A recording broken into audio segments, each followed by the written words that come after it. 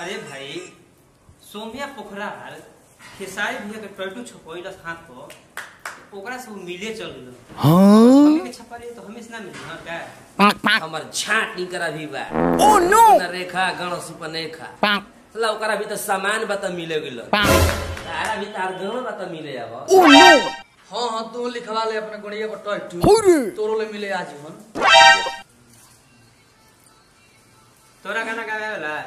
लड़ाई से त गाना गावे वही बड़का भइल बड़े ब्यास साला कबो गाना हमर सुन ले बड़े रे।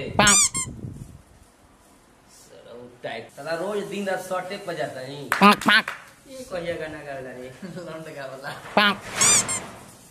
तो वो गाना गा के सुनाओ तो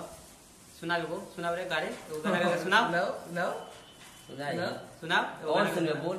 कोनो गाना गा गावे वाला जोन मोइले सुनत रह बड़ा हैसे हैसे कह के कोनो गाना सुनाओ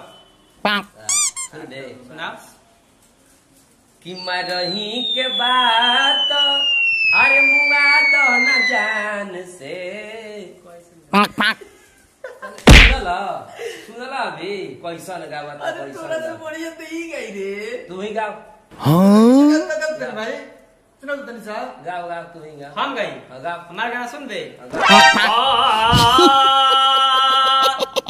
जाता ला पदे बोलमुआ छोड़ के अपन देश बोलमुआ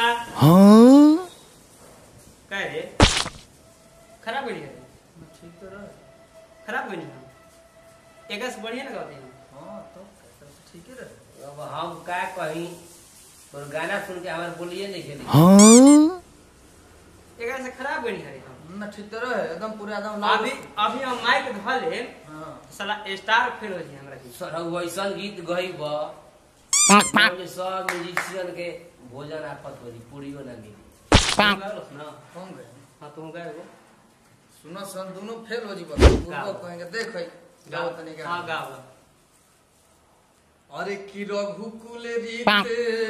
सदा चली आई अरे चल ही तवा कुछ ना गाई अरे ससुरा चल